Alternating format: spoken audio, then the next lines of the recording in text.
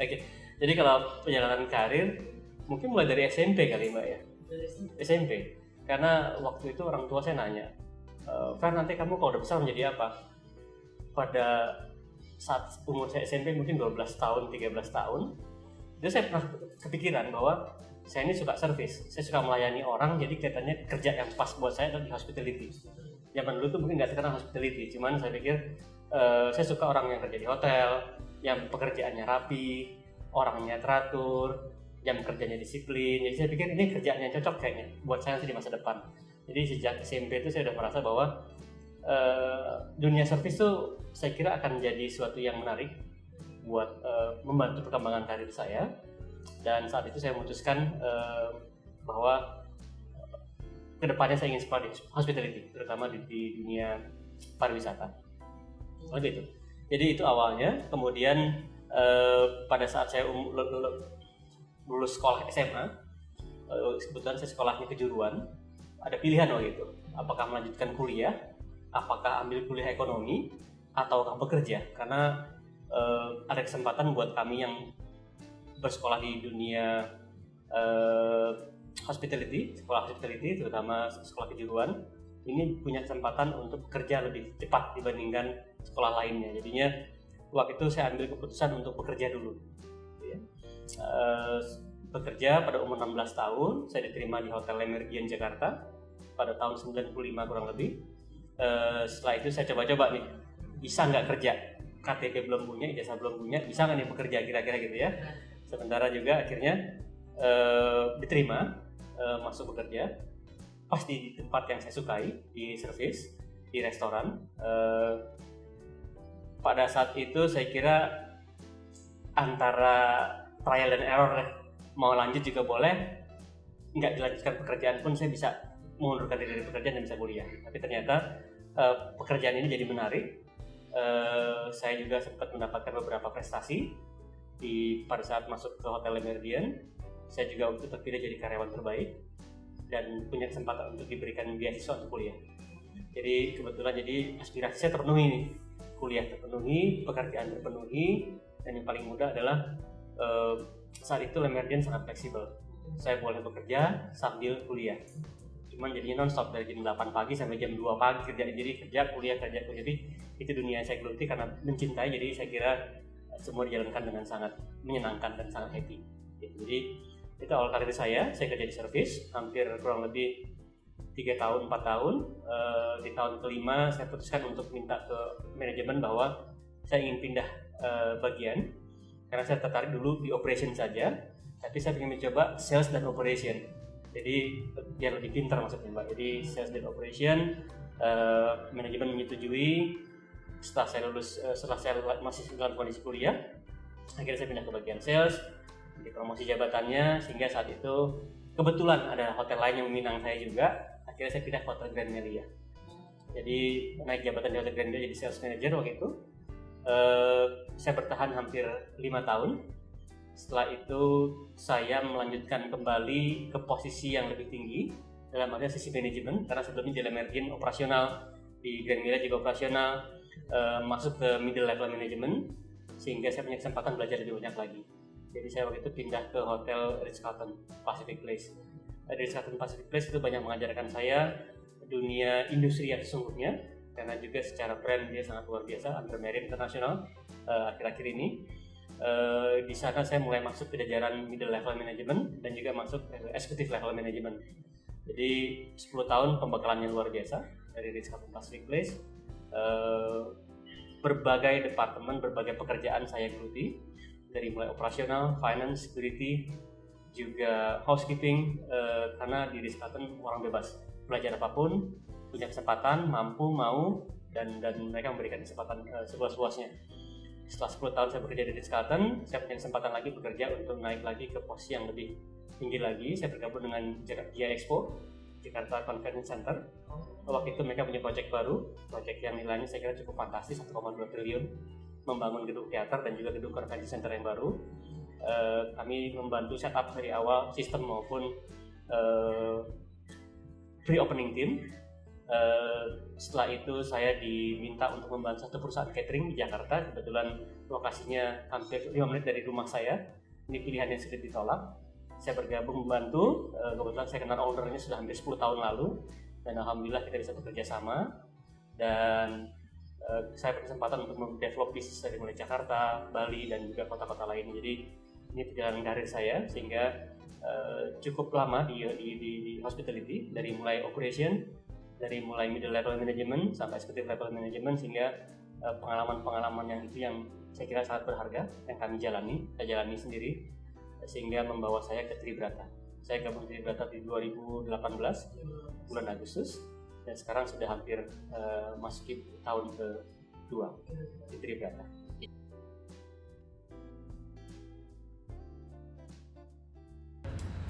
Challenge kali ya. Challenge itu ya, kalau pekerjaan itu kan, kalau kita bicara comfort zone deh. Kalau saya mungkin selama 20 tahun lebih bekerja tuh tidak pernah mengalami comfort zone, karena setiap tahun pasti ada challenge baru dari manajemen untuk improve, baik dari sisi operasional maupun revenue.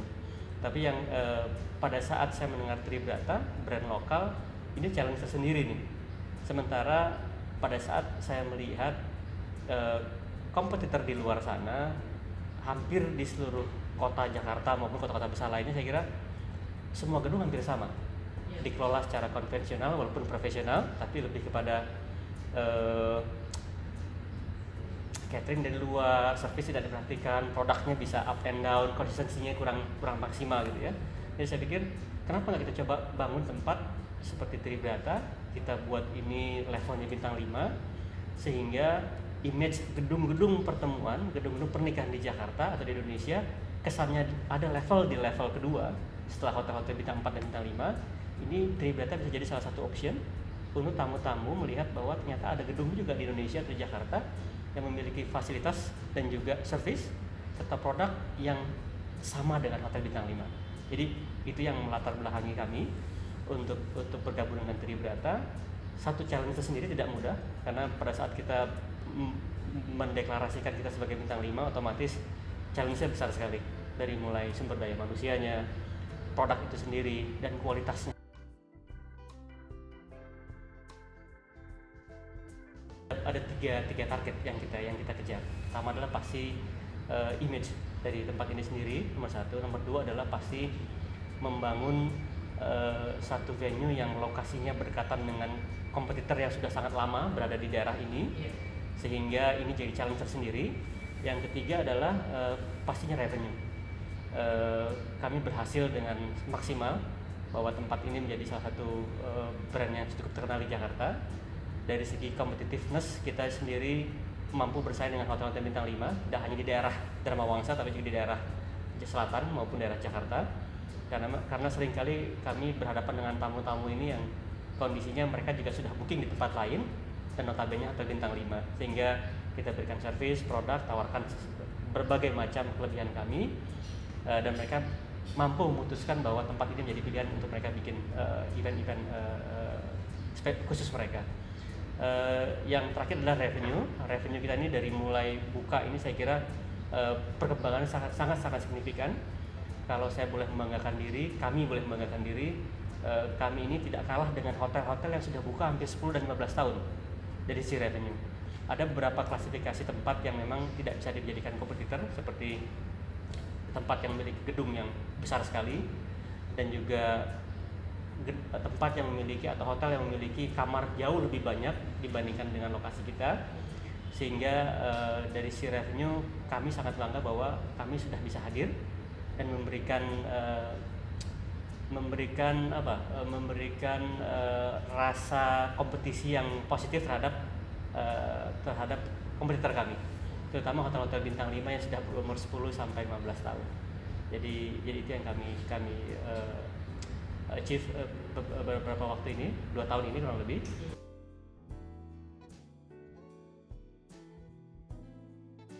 Saya kira kami sepakat bahwa 3 hal yang utama yang harus kami siapkan dalam menghadapi kompetisi yang sangat ketat di Jakarta.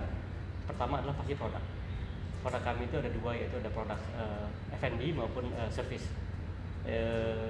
Yang ketiga pasti adalah experience buat customer itu sendiri. Jadi Tiga hal ini yang kami lihat sangat penting untuk kami bawa ke tengah-tengah masyarakat maupun market di Jakarta atau Jakarta Selatan pada khususnya.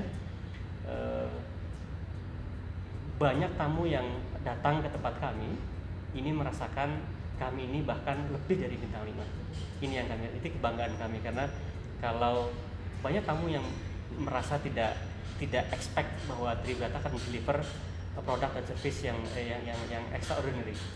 Banyak tamu melihat bahwa ini gedung bagus, tapi at the end it's only a function hall, yang mereka akan awalnya skeptis bahwa ya makanannya pasti biasa-biasa saja, service biasa saja gitu ya, produk biasa, tapi ternyata setelah mereka merasakan service pelayanan di tempat kami Tribrata, mereka mulai merasakan bedanya dan mereka mulai declare bahwa ini adalah salah satu tempat yang eksklusif untuk menyelenggarakan event-event sosial maupun event-event korporasi.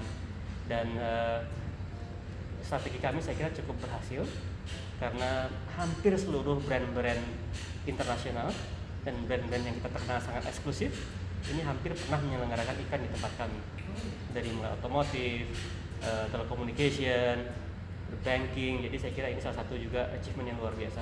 Respon masyarakat sangat positif karena mereka melihat Tribrata ini menjadi salah satu venue yang sangat menarik untuk menyelenggarakan event-event corporate maupun sosial event.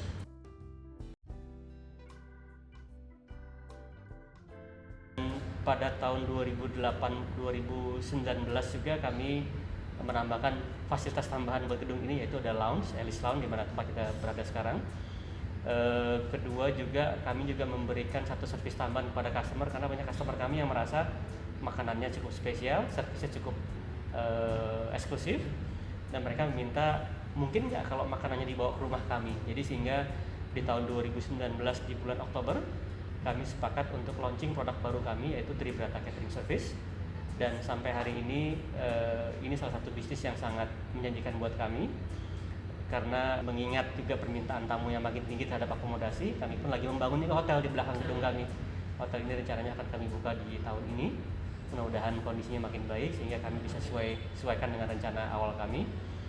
Sudah banyak customer juga yang meminta kami untuk segera membuka hotel, karena banyak sekali klien-klien kami juga yang sudah menunggu bahwa penyelenggaraan event akan sangat baik apabila disupport oleh akomodasi, dan ini yang kami coba antisipasi. Target kami adalah bahwa kami nggak pingin tamu memilih bintang 4 atau bintang 5-nya, tapi pada saat mereka masuk ke hotel kami akan make sure bahwa tamu akan merasakan hotel ini adalah bintang 5. Jadi kami akan memberikan berbagai macam konsep yang membuat tamu nyaman dan merasakan bahwa inilah hotel bintang 5 sesungguhnya yang harusnya ada di Jakarta. Kalau seperti itu. Jadi mudah-mudahan hotel kami ini akan segera buka, 111 kamar. Kita juga punya konsep F&B juga cukup unik. Jadi selain hotel kita juga punya konsep F&B lainnya yang akan kita coba bawa, sehingga di area selatan ini yang sekarang developmentnya makin baik. Kalau mungkin teman-teman lihat sekarang ini di daerah Dharma Wangsa maupun daerah Kemang, pertumbuhannya sudah sangat pesat sekali untuk F&B dan sudah mulai maju ke daerah Dharma Wangsa. Nah inilah kita ambil kesempatannya bahwa kami yakin area ini akan jadi salah satu tempat yang sangat menarik untuk melakukan kegiatan sosial maupun kegiatan bisnis lainnya.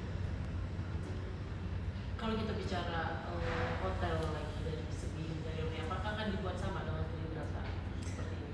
Nah, ini juga terima kasih pertanyaannya, karena ini sangat penting juga. Sempat jadi pikiran kita adalah tempatnya bagus, hotelnya bagus, dibuatkan konsepnya sama, orang pasti suka. Yeah. Kita coba berpikir terbalik sekarang. Oh gitu. Karena kita seringkali mengalami di industri ini banyak tamu-tamu hotel yang memiliki ruang pertemuan. Pada saat selesai acara meeting, banyak tamu-tamu akhirnya keluar cari makan, cari tempat nongkrong gitu ya. Karena mereka merasakan bahwa dari ballroom ke hotel sama, pusingnya sama, habis meeting budget, meeting revenue, akhirnya berpikir untuk cari tempat hiburan di tempat lain. Nah kami berpikir bahwa gimana kalau kita rubah konsepnya sejauh mungkin, sehingga pada saat tamu selesai menyelenggarakan event apapun di ballroom, mereka bisa merasa relief pada saat mereka masuk ke hotel. Hotel ini juga kita buatkan konsepnya senyaman mungkin, sehingga tamu akan feel dari venue meeting pindah ke hotel, mereka merasakan suasana yang berbeda, suasana yang lebih nyaman, suasana yang benar-benar terlepas dari kepusingan mereka pada saat mereka ikut seminar, meeting maupun kegiatan lainnya. Itu yang kita coba siapkan.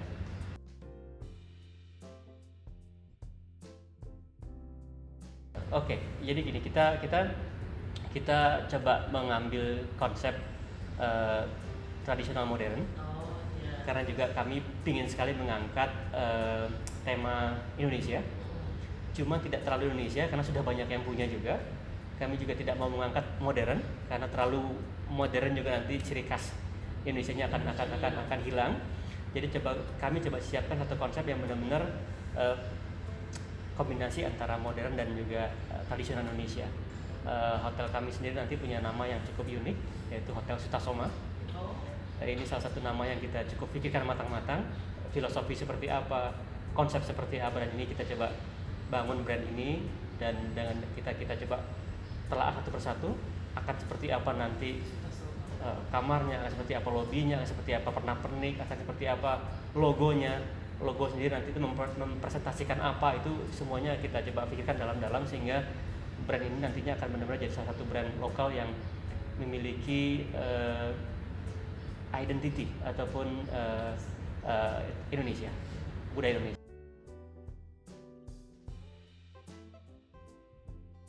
Yang pasti setiap kita melakukan sesuatu pasti harus ada tujuannya. Itu yang utama, tujuan. Pada saat kita sudah punya tujuan, saya kira langkah kita akan sudah bisa berjalan di track yang mesti kita jalankan, gitu ya. Yang kedua adalah pasti support dari seluruh tim. Saya merasa bahwa kalau kita sudah diberi kesempatan, kita harus memberikan kontribusi terbaik sehingga kita perlu mendapat support dari semua orang, baik dari rekan kerja, dari atasan kita, dari pemilik bisnis itu sendiri. Ini yang selalu saya pegang teguh dari dulu sampai sekarang. Yang berikutnya adalah pasti respect, karena saya yakin bahwa di dunia hospitality yang kami perlukan adalah rasa saling hormat menghormati antara teman, antara customer. Dan ini saya kira basic service yang harus dimiliki oleh setiap orang. Yang berikutnya adalah kita harus suka melayani orang, Pak. Karena kalau kita tidak suka melayani orang, saya kira kita salah pekerjaan. Itu saya yakin dari awal sekali. Jadi kalau saya tidak suka service, forget it. We're not supposed to be in this business. Jadi seringkali saya bilang ke teman-teman saya atau ke tim saya, kalau Anda tidak suka melayani orang, keluar dari sekarang karena you are in the wrong business. Jadi itu yang selalu saya pegang teguh juga. Integrity juga penting sekali. Ini adalah modal utama kita. Catatan mengenai integrity bahwa integrity tidak bisa dimiliki oleh satu orang, saya kira harus dimiliki oleh seluruh orang, seluruh tim juga. Jadi terutama pimpinan yang paling memegang peran penting. Banyak sekali industri di Jakarta yang akhirnya tidak berjalan dengan sesuai dengan harapan ataupun maksimal karena integrity ini hanya dimiliki oleh beberapa orang saja, sehingga antar pimpinan, bawahan, dan karyawan ini tidak memiliki rasa integrity yang baik, sehingga menciptakan kondisi yang tidak kondusif di tempat kerja. Nah, ini penting sekali buat kami, buat saya secara pribadi. Yang terakhir adalah saya selalu mencari, meminta, dan juga mengambil kesempatan yang ada. Karena kalau kita menunggu kesempatan, saya kira akan sulit buat kita untuk berkembang. Tapi tugas saya adalah harus mencari kesempatan. Either itu pengetahuan, ataupun promosi jabatan, ataupun peningkatan karir. Saya kira ini hal penting bahwa kita harus mencari. Kedua adalah meminta. Dan ketiga adalah harus mengambil kesempatan itu sendiri. Karena banyak sekali orang yang cuma mencari tapi akhirnya takut tidak mengambil kesempatan tersebut. Banyak juga orang mencari tapi nggak dapat, tapi karena nggak minta. Di dunia di banyak perusahaan-perusahaan internasional, mereka akan sangat appreciate kepada orang-orang yang meminta tanggung jawab ataupun higher responsibility. Karena hal ini juga penting, karena kadang-kadang banyak pimpinan perusahaan yang tidak aware dengan kualitas maupun kapabilitas dari masing-masing timnya, sehingga tugas saya penting sekali untuk menyampaikan kepada mereka bahwa saya ingin jabatan ini, saya ingin pekerjaan ini karena saya mampu. Nah ini juga harus kita lakukan. Yang ketiga adalah pasti ambil kesempatan tersebut, karena orang banyak bilang kesempatan tidak datang 2 kali. Saya kira itu hal yang penting. Itu penting sekali karena apabila kesempatan ada, pasti kita harus mengukur diri sendiri. Jangan berpikir 2 kali, ambil kesempatan tersebut, karena kesempatan tersebut akan lead kita kepada kesempatan lainnya. Jadi itu modal utama yang penting saya kira harus kita miliki, terutama saya pribadi selama 20 tahun bekerja, prinsip ini sangat membantu perkembangan karir saya.